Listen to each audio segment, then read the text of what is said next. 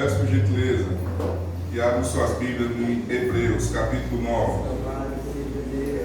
Hebreus, capítulo 9. Para a honra e glória do nosso Deus.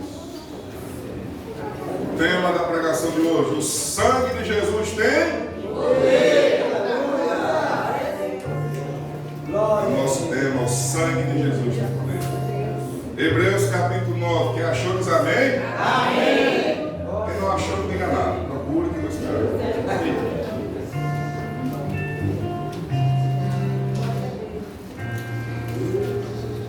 Glória a Deus.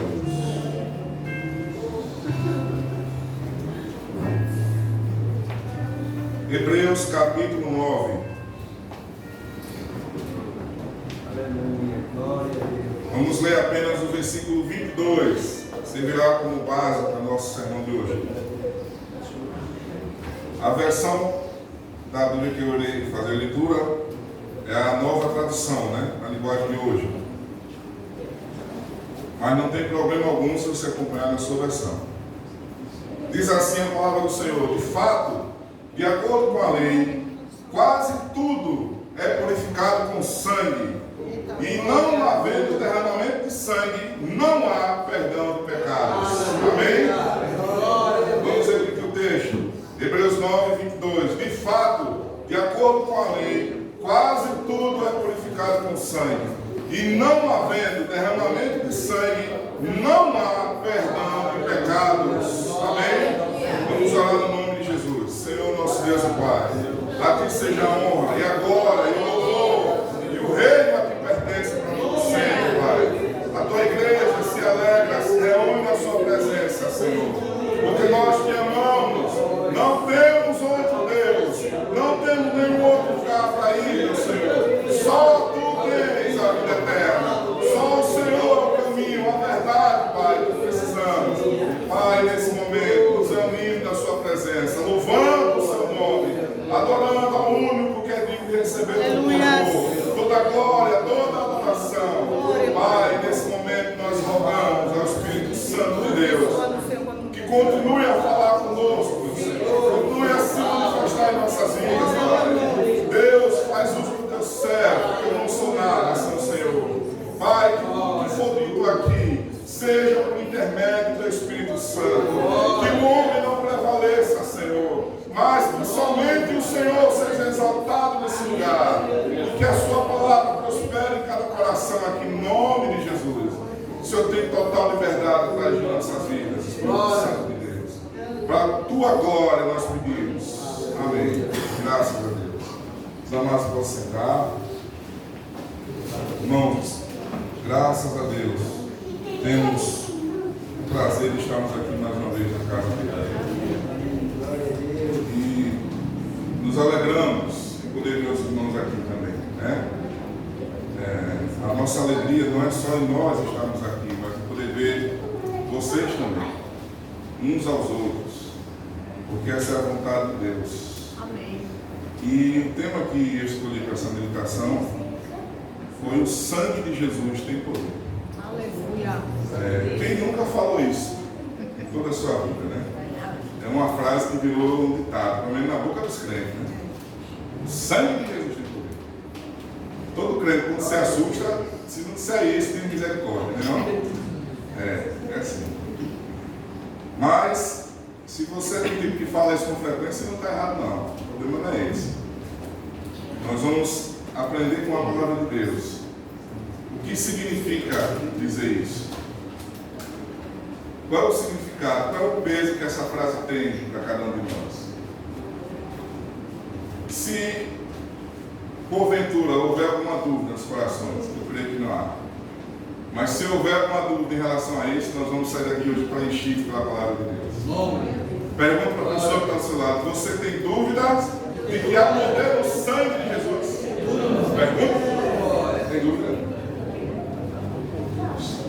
Se você duvida que há poder no sangue de Jesus, preste atenção nessa palavra. Esse sermão vai ser especialmente para você. Mas se você não tem nenhuma dúvida, então glorifique ao Espírito Santo de Deus. Amados, é um tema muito comum, pelo menos no meio evangélico, né? O poder que há no sangue de Jesus. É assim como a canção que acabamos de cantar, tem muitos outros hinos, né, louvores que falam desse assunto. O sangue de Cristo, ele, além de ser precioso, ele é poderoso. Aleluia. Ele é poderoso para libertar. Ele é poderoso para livrar do mal. Amém, irmãos? Vamos meditar na palavra de Deus a respeito desse tema tão importante para nossas vidas. Quando falamos do sangue de Cristo, nos lembramos da obra de Cristo, da ação missionária, né? Do projeto de salvação de Deus. Toda a Bíblia, do início ao fim, existe uma linha vermelha, que é o sangue de Cristo. Imagine uma linha vermelha, começando lá no livro de Gênesis, e vai até o final do Apocalipse. Essa linha vermelha que traça todos os livros é o sangue do Cordeiro. Aleluia. Toda a história da Bíblia, ela é focada em Cristo. Ele é o centro de tudo. Amém. E não tem como falar de Cristo e não lembrar do sangue dele. Até mesmo o livro de Jó, que é considerado o livro mais antigo escrito. Jó, antes mesmo de haver sacerdócio, antes mesmo de haver os ministérios, Jó, ele disse: eu sei que o meu Redentor vive. Ele vai se levantar. Até lá, Cristo está retratado, né? Cristo, ele é mencionado. Amados, esse é o Jesus a quem nós servimos. A razão da sua existência, da minha existência. O Cristo da cruz, aquele que derramou o seu sangue. Mas precisamos entender mais o que significa esse sangue. Precisamos aprender mais com o Senhor a importância desse sangue em nossa vida. Então, eu gostaria de compartilhar com os amados sobre 3 verdades a respeito desse assunto. E a primeira verdade é essa: a necessidade do sangue de Cristo. Você sabe por que você precisa do sangue de Cristo na sua vida? Parou para pensar sobre isso? Você sabe qual é a necessidade que se tem? Qual é a necessidade que o ser humano tem do sangue de Jesus na vida dele? Irmãos, quando a gente vê a Bíblia lá no começo, quando a gente fala do projeto de Deus, desde o início de tudo, a gente lembra de quem? De Adão e Eva. Nós lembramos do pecado inicial, né? Que começou lá mesmo, já. E quando é que a gente vê Deus iniciar o seu projeto? Lá mesmo também. No livro de Gênesis, capítulo 3, é dito que quando o homem percebeu que estava nu, ele se esconde, né? E o que é que Deus faz? Deus providencia veste de peles para o casal. Então, eu sei que todos vocês sabem disso, mas é bom a gente lembrar que para cobrir a vergonha do primeiro casal, um animal inocente teve que morrer. Não tinha nada a ver com o pecado deles, mas teve que morrer para que a vergonha de Adão e Eva fosse coberta. Porque o pecado nos expõe vergonhosamente diante de Deus. O pecado, ele coloca o ser humano numa posição de vergonha diante do Criador. Eu pergunto a você: por que será que Deus se apressou em vestir um homem e mulher? Por que será que Deus viu que precisava ser coberto disso? Ou será que Deus nunca viu o ser humano nu? Será que Deus criou o homem e a mulher e nem Deus tinha? Será que Deus, na visão, será que ele não sabia que Adão e Eva não precisavam de roupa nua? Por que será que só depois do pecado ele disse: agora eu vou ter que vestir vocês? Interessante isso, né? Porque se você parar para pensar do ponto de vista divino, não, mas Deus sabia, né? Deus o tempo todo estava vendo eles como eles eram. A questão é que agora, depois do pecado, aquele estado ali representava a desobediência diante de Deus. aquilo ali, aquela cena de Adão e Eva nus ali, representava desobediência. Quando Deus olhava para eles daquela forma, ele via um pecado neles. Deus não via mais o ser humano comum, Deus via um ser humano que pecou, que errou, que desobedeceu. E Deus tinha dito: se você pecar, você vai morrer. Então a sentença já estava decretada. Deus não estava mais olhando simplesmente para a obra das suas mãos. Ele estava olhando a obra das suas mãos que falhou, que desobedeceu, e que agora estava sujeito ao pecado, estava sujeito à morte. A partir daí, todas as vezes que o homem quiser agradar a Deus, ele vai ter que oferecer um sacrifício antes. A partir desse momento, todas as vezes que o ser humano quiser atrair a atenção de Deus e quiser agradá-lo de alguma maneira, ele vai ter que oferecer algum tipo de sacrifício. Porque aos olhos de Deus, o ser humano está manchado pelo pecado. Aos olhos dele, todo ser humano está manchado. Está no erro, está na lama do pecado, está sujo. Todo ser humano. Você vai ver que Adão e Eva tiveram filhos. E o que foi que esses filhos fizeram? Tiveram que oferecer sacrifício. Qual é a necessidade? A Abel, né? Caim podia dizer: o pecado foi de vocês, eu não pequei não. Mãe, pai, o pecado foi de vocês, eu nasci agora, não estou sabendo de fruta nem de nada disso não. Mas eles já tinham na mente. Adão explicou direitinho: olha, mesmo vocês nascendo aqui, mesmo vocês não tendo comido lá, meus filhos, felizmente, vocês já estão no pecado.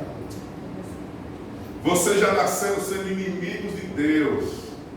A ira de Deus está sobre vocês, meus filhos. O pecado faz isso, irmãos. O pecado nos torna pessoas horríveis, né? Nos torna sujos, né? Todas as vezes que o ser humano teve que se apresentar, teve que oferecer sacrifício. Então, entende-se com isso que um inocente teve que morrer para que o ser humano pudesse, a partir de então, se aproximar de Deus. Um animal inocente teve que morrer. É aí que você começa a ler o livro de Levíticos. Levíticos é o livro onde Deus começa a falar com o seu povo e Deus começa a organizar as coisas. Se quando você lê o livro de Levíticos, você vai ver Moisés dando as regras de como deveria ser as coisas. Deus, o próprio Deus vai dizendo: olha, todas as vezes que você se apresentar diante de mim, não venha de mãos vazias. Então, Levítico capítulo 4 explica que o próprio sacerdote que estava na frente do templo, do serviço, ele tinha que oferecer um sacrifício. E ele tinha que pegar o sangue para purificar ele mesmo.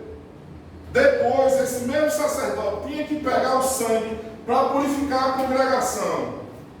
E depois, por incrível que pareça, ele tinha que purificar cada utensílio que era usado no templo, na tenda da congregação.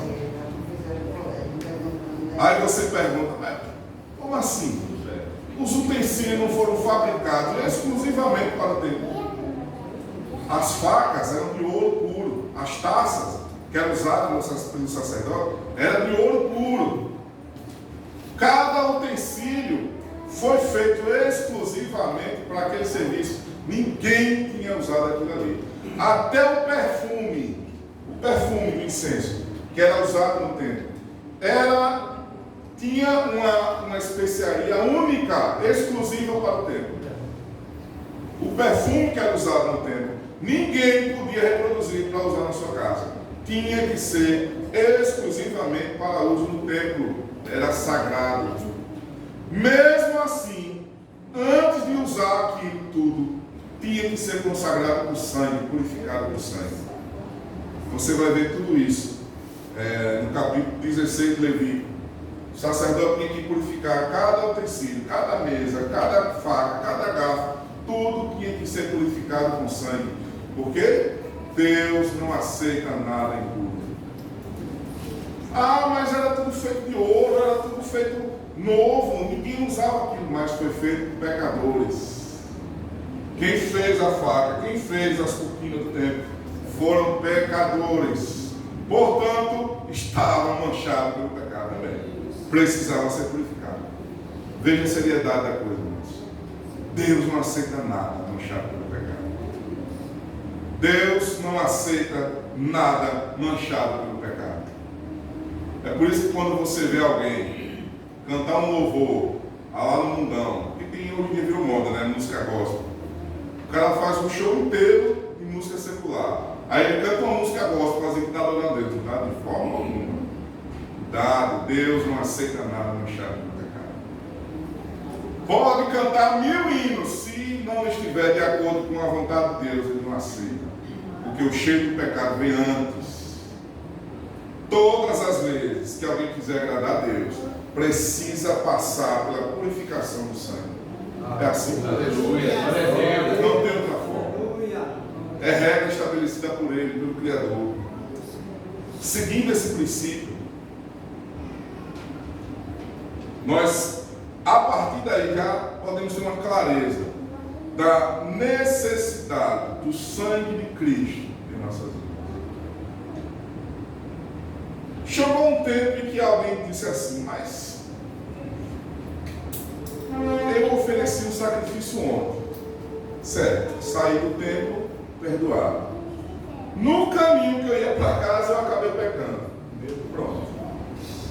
O sacrifício que ele fez, o pobre do animal que ele matou, já não servia de nada. Ele tinha que voltar no dia seguinte, pegar outro cabrito, levar para o sacerdote. Todo o ritual teria que ser feito novamente. Porque aqui tinha validade.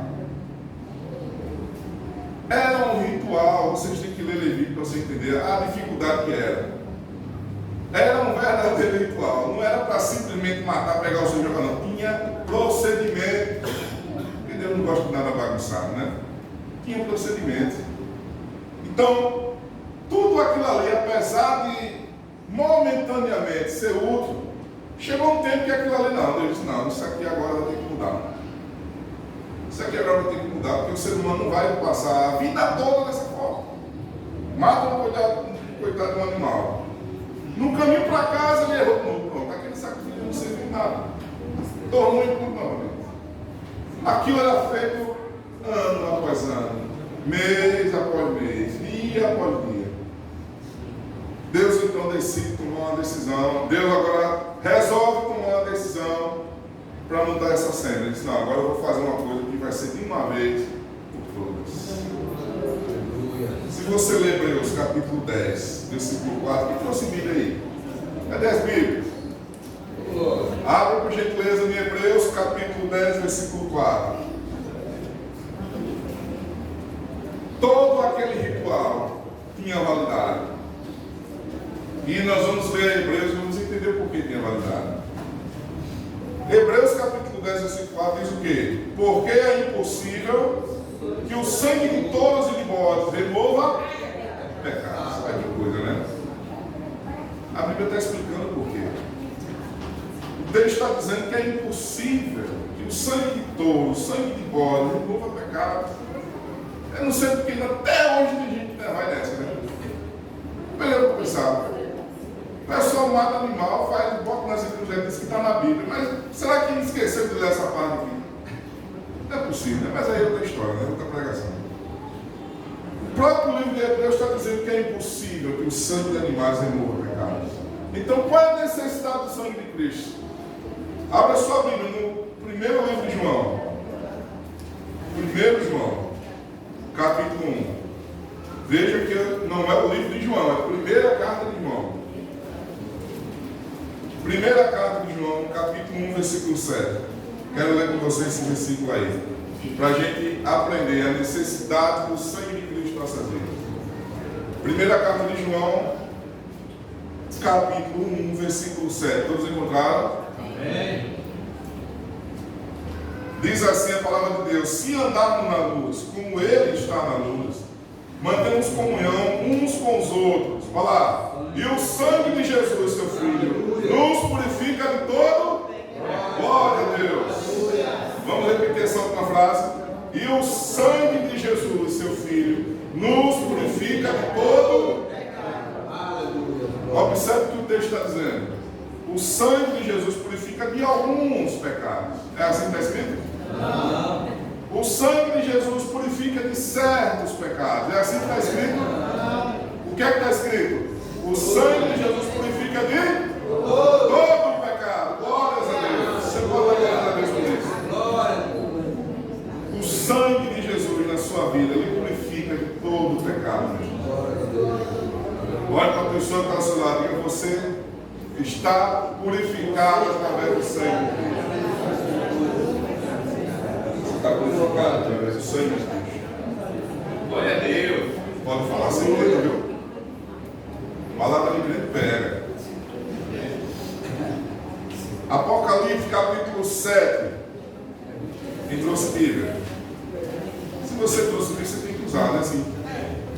Apocalipse capítulo 7, versículo 13 ao 14. Vamos ler? Apocalipse 7, 13 e 14. Um dos anciãos tomou a palavra e me perguntou: quem são? E de onde vieram esses que estão vestidos de branco? Eu respondi: o Senhor sabe. Então ele me disse: esses são os que vêm da grande tribulação, que lavaram suas vestes e as alvejaram no sangue do Cordeiro. Aleluia! O sangue de Cristo nos purifica, limpa nossas vestes diante de Deus. Amados, por que nós precisamos do sangue de Cristo? Porque não tem como um pecador se apresentar limpo diante de Deus se não for por meio dele. O ser humano pode se esforçar como ele quiser, sempre será pecador aos olhos de Deus.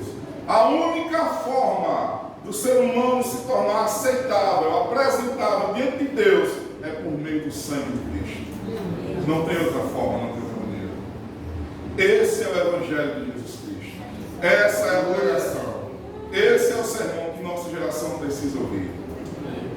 Amado, diante de Deus não tem jeitinho brasileiro.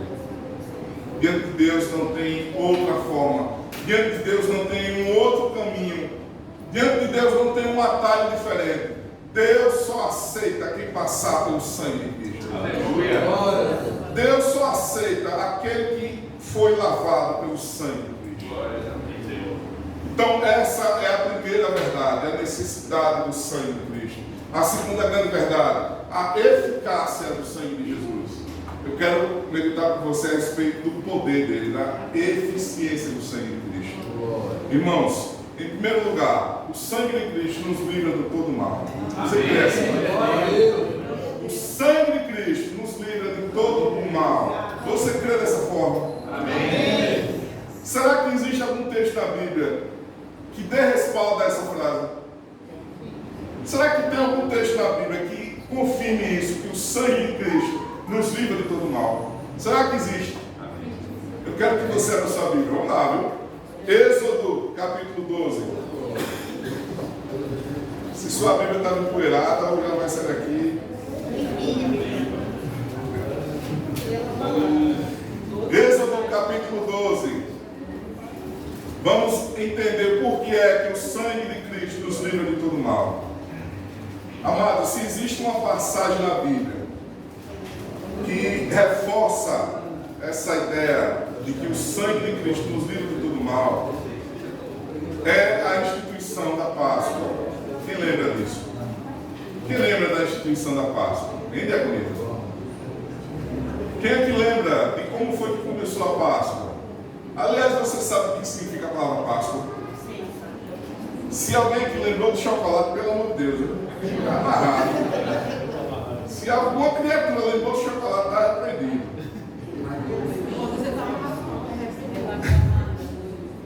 A Bíblia diz que Deus mandou 10 pragas no Egito, não foi isso? O faraó estava se achando tal, não vai ser líquido aqui ninguém não. Não, beleza. Eu vou mandar 10 coisinhas lindas para você. Deus mandou 10 pragas para o faraó resolver. Na 10ª ele quebrou totalmente. Quem é que lembra qual foi a 10ª praga? Eita. Isso aí, vocês estão afiados. A 10ª praga seria a morte dos primogênitos. Ou seja, o filho mais velho da casa ia morrer.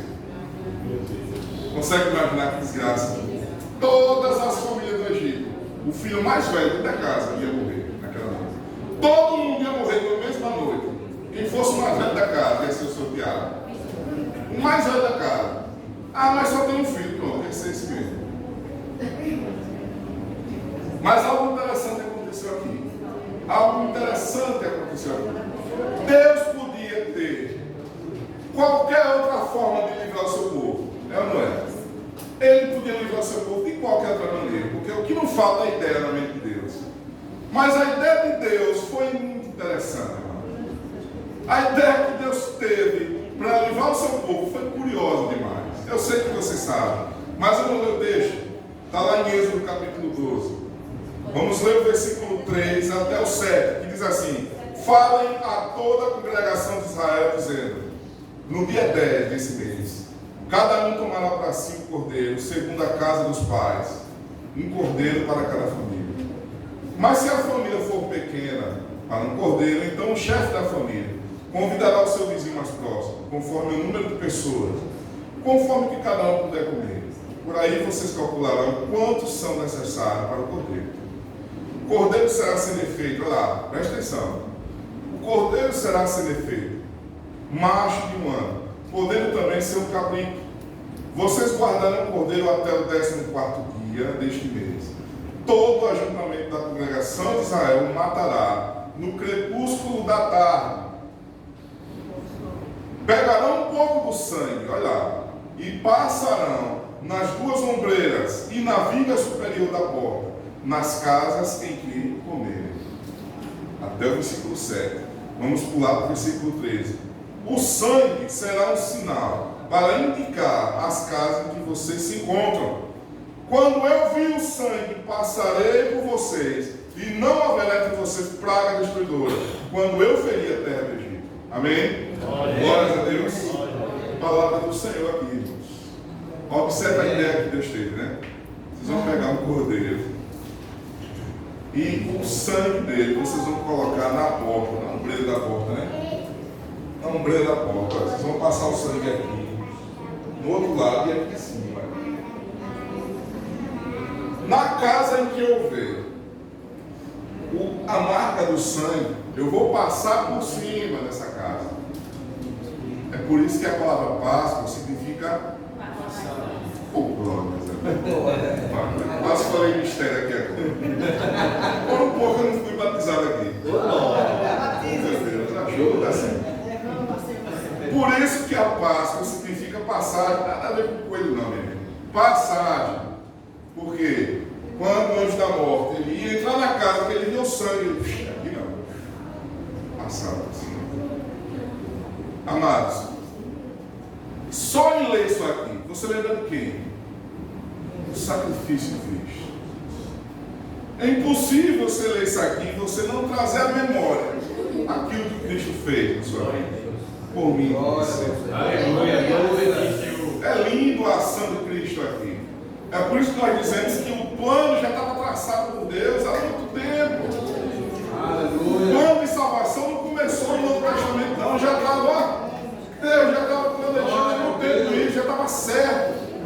Ele só é fácil assim. Agora veja, Deus, será que Deus não tinha uma forma diferente de salvar seu povo? Claro que tinha. Era só dizer, olha, não passo naquela casa não, naquela outra não passo não. Pronto. Mas ele quis que fosse assim, porque ia exigir do povo obediência. É ou não é? Quem não fizesse, sabia, né? Agora, veja que coisa interessante de se notar aqui. O anjo da morte, ele não olhou para dentro da casa, olha, vou ver quem é que ora mais, quem é que ora menos. Não. Ele só olhou o sangue, passou por cima e nem sabia que estava dentro. Você pode dar glória a Deus por isso?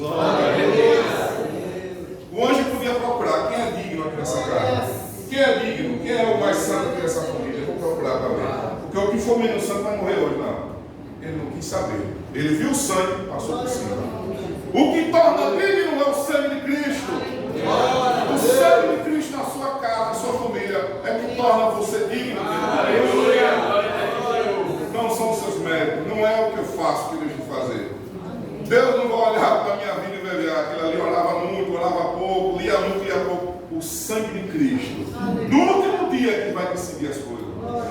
Quem tem o sangue do Cordeiro, quem tem a marca desse sangue, é isso que Deus vai olhar. Então se certifique que a sua casa está coberta com o sangue de Cristo. Seja essa a sua preocupação hoje. Saia daqui com essa certeza: na minha casa existe a marca do sangue de Cristo. Lá o anjo da morte não entra, ele passa por cima. Amém, irmãos? Glórias a Deus. O sangue de Cristo tem poder para livrar você da sua casa. Irmãos, mas não é só isso. Além de nos livrar do mal, além de nos livrar da morte, do castigo que está por vir, o sangue de Cristo, ele nos liga à aliança de Deus. Amém. Vamos abrir a Bíblia lá no Novo Testamento, Lucas capítulo 22. Por meio do sangue de Cristo, nós somos ligados na nova aliança que Deus estabeleceu para o seu povo. Quem foi que disse isso? Qual é o texto que respalda isso? O próprio Cristo falou. Lucas, capítulo 22, versículo 20. Vamos lá? Lucas 22, a partir do versículo 20, diz o quê? Do mesmo modo, depois da ceia, pegou o cálice, dizendo: esse cálice é a nova aliança no meu sangue derramado por vocês. Irmãos, em breve vamos ter a Santa Ceia, né? E aí você já sabe de cor. Mas é bom lembrar que nós só temos comunhão com Cristo por meio do seu sangue. Sabia disso? Ele mesmo disse: esse é o sangue da nova aliança. Amados, a nossa comunhão com Deus, a sua comunhão com Deus, depende do sangue de Cristo. É por isso que você tem comunhão com o Pai. Amém. É por isso que você pode orar e você sabe que Ele vai ouvir sua oração. É por isso que você pode chegar aqui hoje, em um culto de domingo, cantar louvores ao Altíssimo e sair daqui com a certeza de que Ele recebeu. Não é porque você canta bonito, não é porque você toca bem, não. É porque você está debaixo do sangue do Cordeiro. Todas as suas ações perante o Senhor são aceitáveis por causa do sangue de Cristo. Ah, mas eu queria cantar bem com a menina daqui do louvor. Não se preocupe não, meu irmão. Não se preocupe não. Se você tem o sangue de Cristo, Deus vai aceitar o seu louvor do jeito que você tem. Glória a Deus. Não se estresse com isso não. É o sangue de Cristo que nos torna aceitável dentro de Deus. Quando você entoa seu louvor, Deus lá em cima ele ouve como se fosse um coral. Como se fosse Cassiano cantando, né? Então vamos falar Cassiano. Mas é o sangue de Cristo, amados, que nos torna agradáveis diante de Deus. É o sangue dele, somente o sangue dele. E, por último, mas não menos importante, está lá em primeira carta de Pedro. Quem trouxe a Bíblia? Primeira carta de Pedro.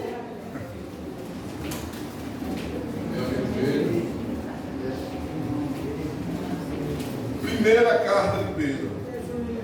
Capítulo 1, versículo 18 e 19. O sangue de Cristo nos livra da morte. O sangue de Cristo nos proporciona comunhão com o Pai. E o sangue de Cristo nos liberta do pecado. Amém, amados? Amém. Primeira carta de Pedro, capítulo 1, versículo 18 e 19. Vamos ver o que é que diz. Sabendo que não foi mediante coisas perecíveis, como prata ou ouro, que vocês foram resgatados da vida inútil que seus pais lhes legaram, mas pelo precioso sangue de Cristo, como de um cordeiro sem defeito e sem mácula. Aleluia. Você sabe o sentido dessa palavra resgatados aqui no texto? Eu sei que você sabe. Quem aqui nunca ouviu falar do Redentor? Redentor, impotente, poderoso Salvador. Cantava muito isso, né? Não pode mais cantar, mas é bom relembrar. O Redentor é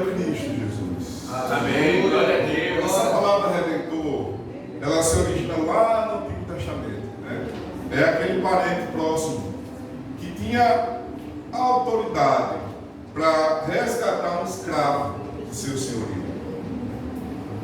Olha que lindo isso, né, irmãos? O seu irmão era escravo de outra pessoa. E ele estava sofrendo, ele estava lá, coitado, sendo maltratado. Mas ninguém podia livrar ele. A não ser que o irmão dele tivesse condições financeiras, teria liberdade e autoridade para chegar e dizer: eu quero comprar meu irmão, está aqui o dinheiro. A partir de agora ele é livre. Esse parente era chamado de redentor. Cristo Jesus, ele nos chama de irmãos, meus irmãos. E ele nos comprou das garras do diabo, do pecado, com o seu sangue. É isso que está escrito aqui. Vocês são resgatados. Não foi por ouro, nem por prata, mas pelo precioso sangue de Jesus Cristo. Esse sangue nos libertou do pecado, irmãos. Amados, nós éramos escravos do pecado. Nós estávamos acorrentados ao pecado. Você sabe o que significa isso? Significa que por mais que o ser humano se esforce, ele nunca vai conseguir escapar do pecado. Por mais esforço que uma pessoa precise fazer, ele jamais vai conseguir escapar do pecado. Imagine a cena que uma pessoa está acorrentada lá no fundo do poço, cheio de lama. É assim que o pecado faz com o ser humano. Ele nos acorrenta e nos prende. Aí alguém diz assim: não, mas eu vou me esforçar para sair daqui. Mas é a ilusão da mente dele, porque ele nunca consegue sair.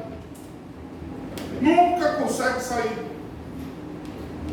Como assim, irmão? Se você disser: não, eu não vou pecar a partir de hoje, eu vou morar lá no alto daquele mundo, lá vou me isolar de todo mundo, não quero saber de internet, de nada, vou morar sozinho lá no alto do mundo, tá? Acabou. Quando Cristo voltar, ele vai dizer: afaste de mim, maldito, eu nunca lhe conheci. Aí a pessoa vai dizer: mas como? Eu estou morando afastado de tudo, estou lá em cima, ninguém vai me ver. Deus vai dizer: não, mas falta o sangue. Falta o sangue do meu filho aí nessa história. Não importa o quão esforçado seja o ser humano. Se ele não passar por Cristo, é uma luta inútil. É por isso que a Bíblia diz que escravo do pecado. Escravo do pecado significa que não consegue se soltar nunca. Não consegue, pode se esforçar como for, não consegue, é uma luta inútil. Não dá para se soltar do pecado, não, irmão. A única forma que o ser humano consegue sair do pecado é através de Cristo Jesus. É através dele. Por isso que o Evangelho, ele prega Cristo em primeiro lugar. Amém. Cristo em primeiro lugar. Cristo em primeiro lugar. Pregação tem que ser Cristo em primeiro lugar. O problema da humanidade é falta de Cristo na vida. Glória a Deus. Solução é Cristo. Remédio é Cristo Jesus. Não tem outra coisa não. Não tem outro assunto, é Cristo Jesus. Só Ele liberta. Só Ele consegue tirar o ser humano do pecado. Só Ele tira o ser humano da lama. Só Ele consegue limpar a roupa, limpar as mãos. Só Ele consegue dizer: Pai, aqui está o ser humano. Ele, Jesus, só Ele consegue fazer isso. Não tem como se libertar do pecado se não for por intermédio de Cristo Jesus. Amém. A partir do momento que Cristo pega o ser humano, Ele purifica, Ele limpa as vestes, como lemos aqui. O sangue de Jesus tem poder para purificar. E aí, Romanos capítulo 8, versículo 1. Agora, pois, já não existe nenhuma condenação para os que estão em Cristo Jesus. Glórias a Deus. A obra de Cristo traz esse efeito na vida das pessoas. Agora, pois, já não existe nenhuma condenação para os que estão em Cristo Jesus. É isso que Ele faz, seu irmão. Ele limpa toda condenação. Você consegue imaginar isso, irmãos? Você consegue imaginar que grandeza é isso para a nossa vida? O inimigo nos acusa dia e noite. Ele nos acusa dia e noite. Ele quer nos destruir dia e noite. Mas Cristo é tão poderoso que nos resgatou da mão dele. Nos tirou do inferno. Você lembra o que está escrito a respeito da igreja? Que as portas do inferno não prevalecerão contra a igreja. Você entendeu o que significa isso? Todas as vezes que a gente falar isso, você imagina que o inferno não vai conseguir invadir a igreja. Mas na verdade, Jesus diz o oposto. Ele diz: olha, as portas do inferno não vai aguentar a igreja. A igreja arrebenta a porta do inferno, tira as pessoas do inferno. É isso que Deus diz. É o inferno que não vai resistir à igreja. A igreja faz isso, ela arrebenta os portões, tira quem está lá e traz para a luz de Cristo. Foi isso que Cristo fez. Nos tirou das garras do diabo, nos trouxe para a luz, nos colocou diante de Deus apresentáveis. Hoje, diga para a pessoa que está ao seu lado: não tem nenhuma condenação contra você. Não tem nenhuma condenação contra você. Aleluia. Glórias a Deus. Amado, já para finalizar, a necessidade do sangue, a eficácia do sangue e o valor do sangue de Cristo. Novamente eu vou usar o texto de Pedro, porque Pedro ele compara os metais mais valiosos que havia na época, né? Ou pelo menos que o ser humano conhecia. Pedro fala da prata e do ouro. E ele é bem fato quando ele diz: olha, você não foi resgatado, não foi por isso aqui, né? Não foi prata, não foi ouro que resgatou vocês, mas foi o precioso sangue de Jesus Cristo. Aleluia! Amados, nós não temos dimensão do que isso significa, não. Deus ele procurou o melhor que havia no céu. Ele não sacrificou anjo, ele não sacrificou um ser celeste, ele pegou o seu próprio filho. Ele, a essência dele, Santo dos Santos, Todo-Poderoso, Rei dos Reis, Senhor de todas as coisas, soberano do céu, aquele que criou todas as coisas. Jesus disse: eu estava lá no início de tudo. Ele pegou o melhor que havia no céu e disse: você vai morrer por eles. O inocente do céu, aquele que não tinha culpa, não tinha mancha. Mesmo Cristo andando na terra como ser humano, ninguém acusou ele de pecado nenhum. Não teve mancha, não teve culpa de nada. Ele andou mais de 30 anos aqui, não pecou dia nenhum. Ele andou com pecadores, comeu o que os pecadores comem, vestiu as roupas que os pecadores vestem, bebeu a mesma água, mas não pecou dia nenhum. Não houve culpa nele. A glória de Deus brilhava na vida dele. E ele teve que morrer.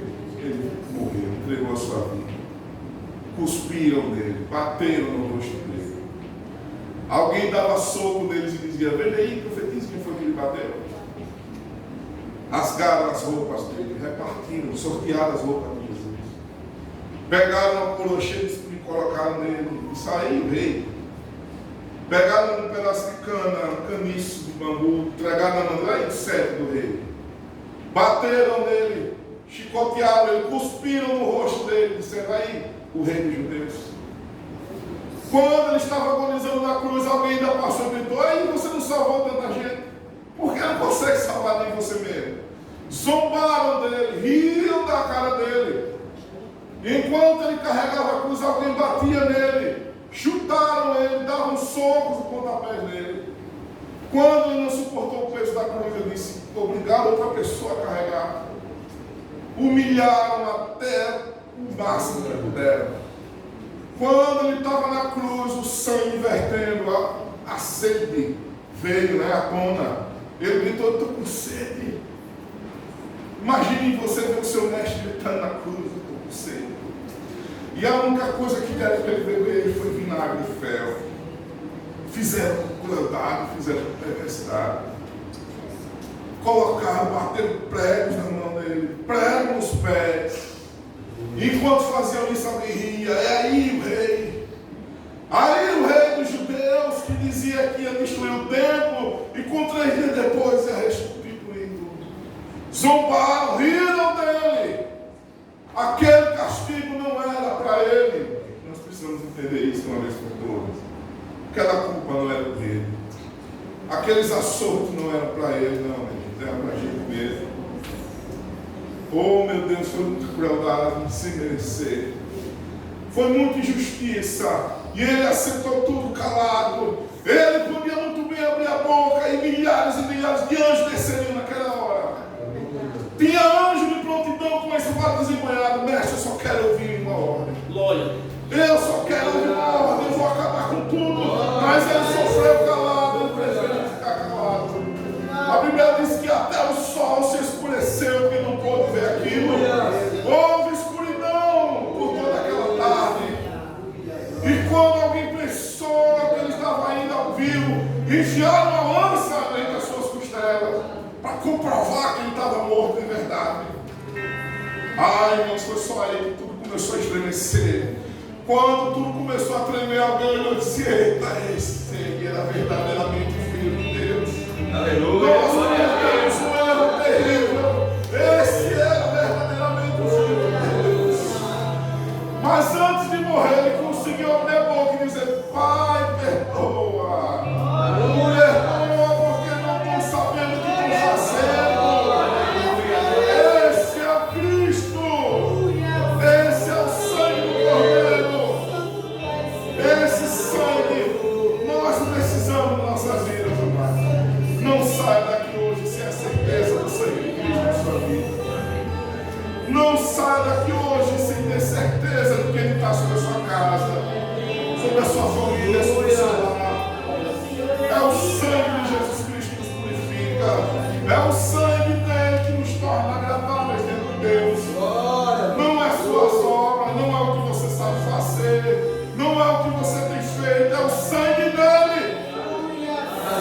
É o sangue dele que torna você aceitável diante de Deus. A raiva do inimigo é essa, porque nós pecamos, nós falhamos, mas existe a cobertura do sangue de Cristo, e Deus nos perdoa dos pecados, somente por causa disso, por causa do sacrifício dele na cruz.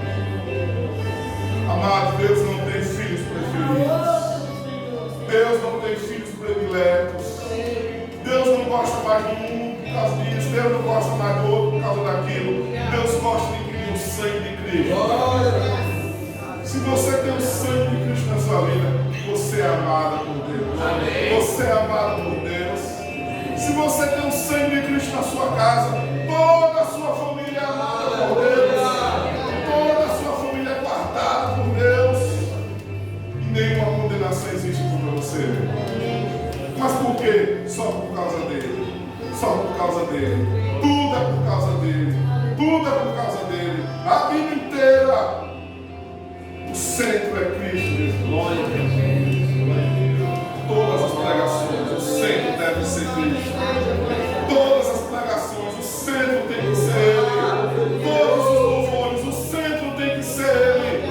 O centro tem que ser Ele. Se o seu louvor não exalta Cristo, deixe de cantar. Se a canção não exalta Cristo, deixe de cantar. Tudo tem que ser para a glória dele, para o louvor dele. Quando a gente lê Apocalipse, a gente vai ver 24 anciãos. Eu nunca me canso de dizer isso. Para mim, amados, é o texto mais incrível da Bíblia. Eu confesso a vocês. Esse é o texto mais incrível, na minha opinião. É quando João ele vê 24 tronos diante do trono supremo de Deus. Existem 24 tronos. E cada trono tem um ancião com uma coroa. Ou seja, quem usa coroa é uma autoridade. Não é assim? Se tem coroa, é uma autoridade. E a Bíblia diz que tem 24 anciãos com suas coroas. Mas quando o Cordeiro de Deus se apresenta, todos eles pegam a coroa e jogam aos pés do Cordeiro. Aleluia. Só ele é. Só ele é digno. Só ele é rei. Só ele é quem manda. Isso é forte demais.